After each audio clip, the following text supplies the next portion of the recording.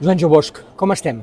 Molt bé. Moltes gràcies per aquesta estona que compartirem una mica un aigua en gas, un cafè, per parlar d'algú que si l'hagués entrevistat l'any passat, jo crec que l'hauria presentat com a músic. Però entrevistant-lo ara, crec que l'ha de presentar més aviat com a artista, perquè en Joan Jo Bosch ha estat sempre músic, un músic que coneixem molt a casa nostra, des d'aquest any passat, en què va fer una primera exposició fins al mes d'abril, si no recordo malament, a Maçanet de Cabrenys. És també artista plàstic, visual, amb la seva exposició Letargia. Correcte. Per tant, aquí tenim un senyor que ens pot explicar moltes coses, i jo em demano, aquesta vocació tardana per l'art plàstic, a què es deu una persona que s'ha dedicat sempre a la música? Jo he llegit una frase teva en una entrevista que parles com si la música a vegades et creés unes certes sequeres o uns certs buits que has tapat amb això. És veritat? Sí, en part sí. De fet, l'acte creatiu no sempre pots estar dalt de tot, no? Per entendre'ns.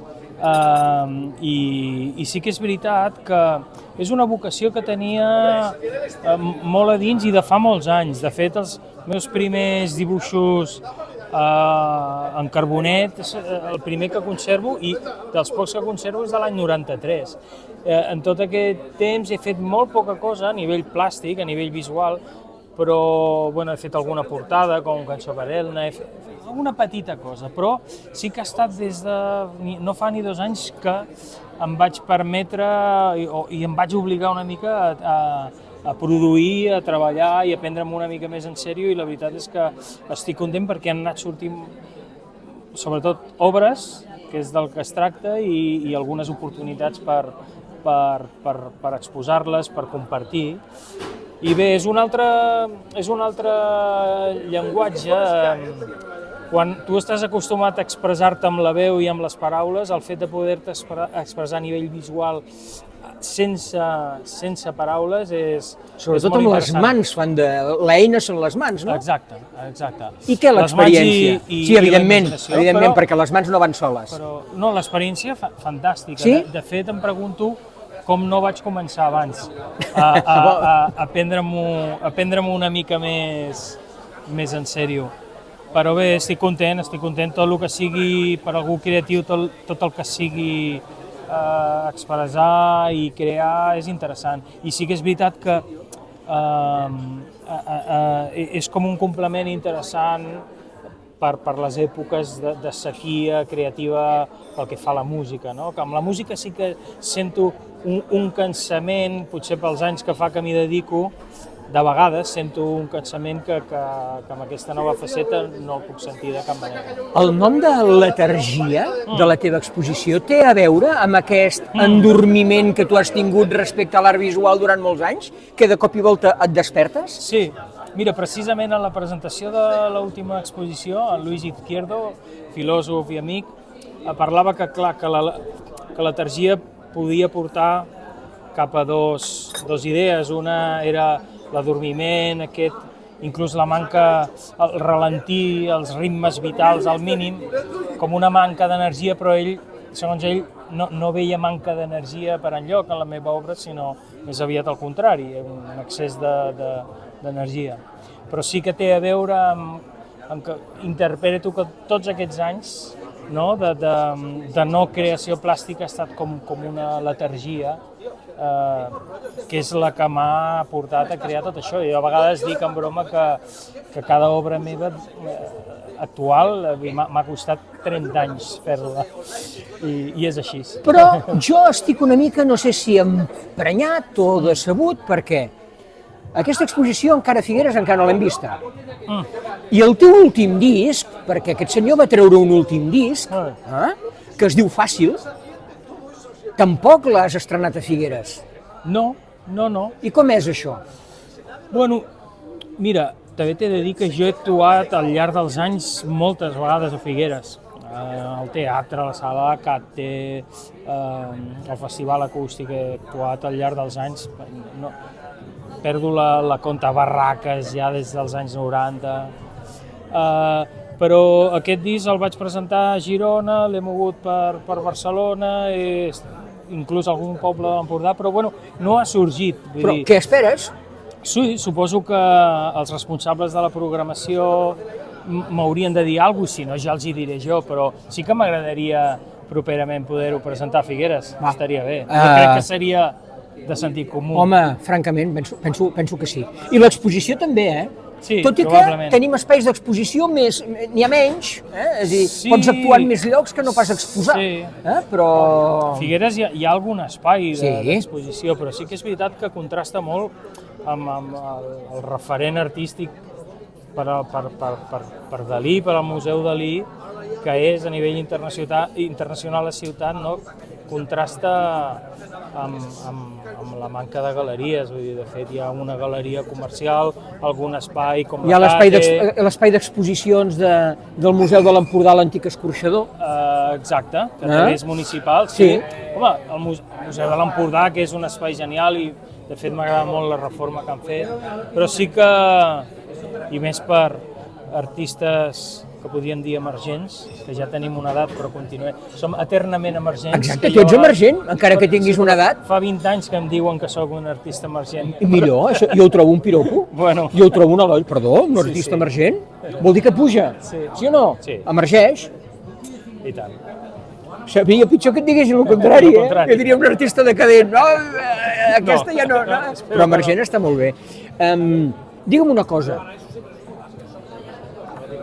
he llegit en algun lloc que la teva música barreja la mala llet dels rockers, amb tot un costat càlid de música que et ve a vegades del món anglosaxó, és a dir, hi ha barreges, oi? Sí. Com la definiries tu, la teva música, Joan Jou Bosch? La meva... Va, imagina, tens una pàgina d'un diari, tens un titular, cometes, Joan Jou Bosch, cometes. La meva música és... És molt difícil definir la música d'un... Hauríem de recórrer a etiquetes fàcils, però sobretot el que és ara és una música d'autor en el sentit de que sóc molt gelós de les meves creacions. Molt bé. Doncs què t'influeix quan tu crees? Diguem-ho així.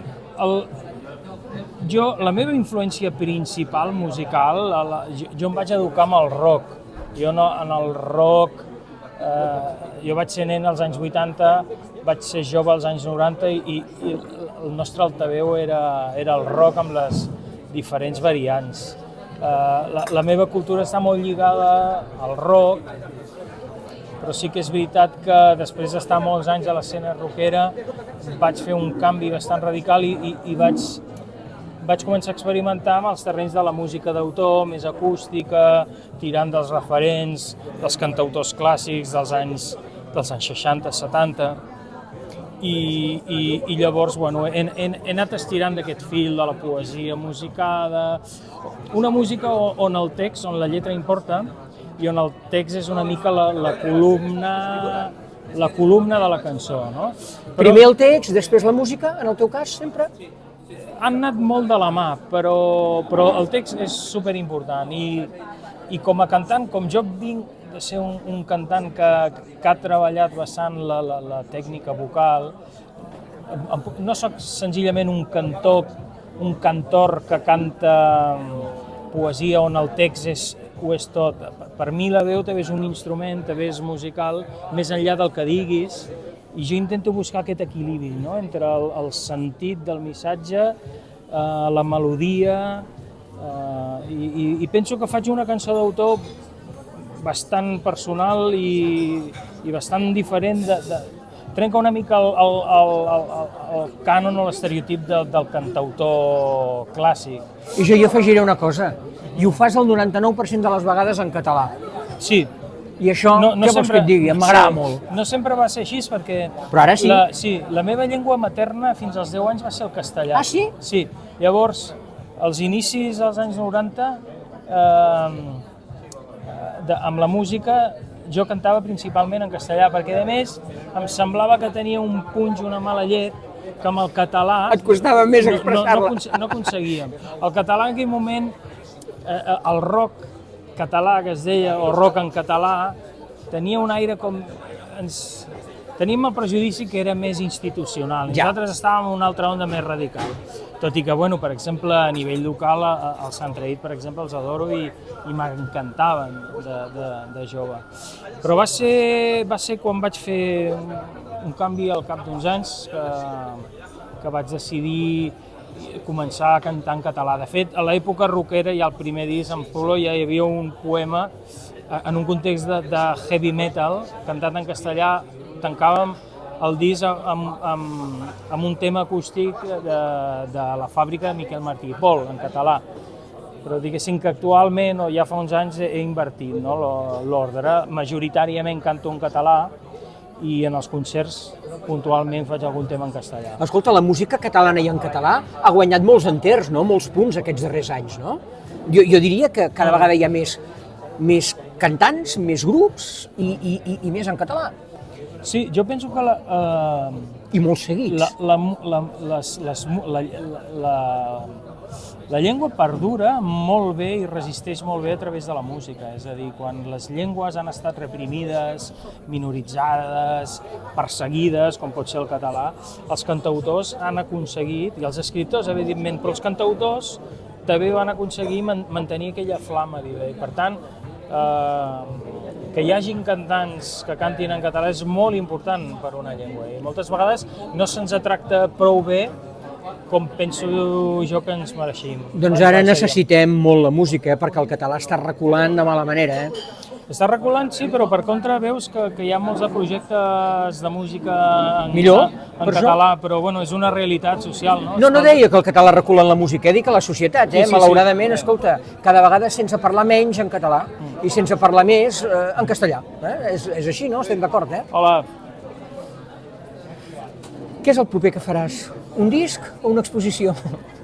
Bueno, actualment estic fent una exposició que vaig presentar el 2 de desembre a Girona, a la Fonda del Foment, que serà una exposició anual, estarà durant tot el 26, a la sala d'art del Foment de Girona. Doncs escolta, l'hauríem d'anar a veure? Sí, quan vulgueu, i tant. Aquest primer trimestre, si vols? Sí. Busquem una data i l'anem a veure i ho compartim amb els nostres espectadors. La Fonda del Foment és un restaurant que forma part del complex, que és un ateneu cultural. Llavors allà estarà tota l'obra i hi ha 13 obres i bueno, estic molt content. És la primera vegada que anem a visitar una exposició i que el seu autor ens l'ensenya i ens la presenta. Per tant, si a tu et fa gràcia, nosaltres encantats. Em costa una mica parlar de la meva pròpia obra. És igual, ja t'apretarem, no et preocupis, ja et punxarem. Això ja serà feina nostra, tu has de contestar. Aquest és a nivell pictòric, és aquest. Fa poc, també actualment hi ha a Verges, a l'Espai d'Art Cala Rosa, fins al 28 de desembre.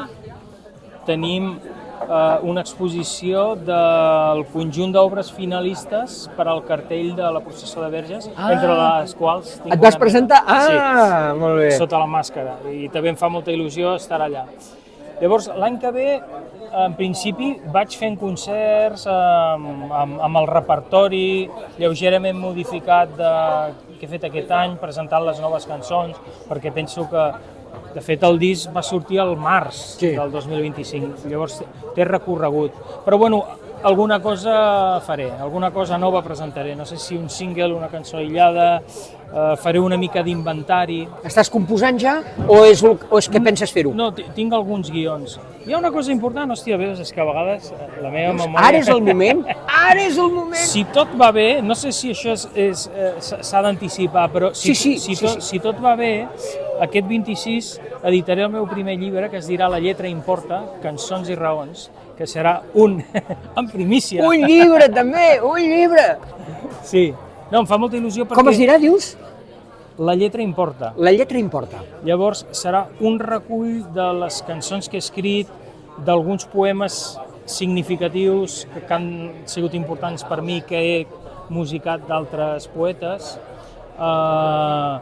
coses inèdites, com per exemple un cop em van fer un encàrrec de posar música a uns poemes inèdits del front de l'any 37-38, crec que eren, Torneu-nos al paradís, una sèrie de coses, perquè he fet moltes coses i d'alguna manera l'any que ve faig 50 tacos i era un moment... Que gran!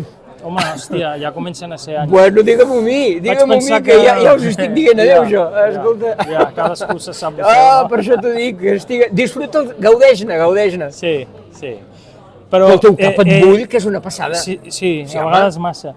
No. De totes formes, perquè és per coses bones. M'ho prenc bastant en calma, He tingut altres èpoques més intenses. Bueno, la vida i les responsabilitats de la vida també, vull dir, no. Tu dius, l'enyorat Pau Riba deia faré i et fan fer. Doncs bueno, no sempre fas el que voldries, però sí que penso que lligat amb el llibre és una bona edat i un bon moment per fer un recopilatori de tot el que he fet i posar-ho una mica en valor, no? Lligat amb això que valorin la teva feina, a la teva ciutat i arreu. Jo em quedo amb dues coses. El periodista està obligat a retenir coses. La primera, aquest senyor treu llibre, enhorabona, ja només faltava això. Bueno, suposo que potser alguna cosa més traurà, però de moment ja té música, ja té art visual i ara escriu. Segona cosa, Figueres. Hem de veure la seva obra, veure-la, escoltar-la, llegir-la a Figueres. D'acord. I com que no tot depèn sempre de l'artista, sinó que depèn també dels que programen, dels que tenen sales, dels que tenen espais, dels que estan aquí per tenir idees, nosaltres en llancem una. Aquí el senyor Joan Jobós, que no necessita presentació, però Figueres l'espera.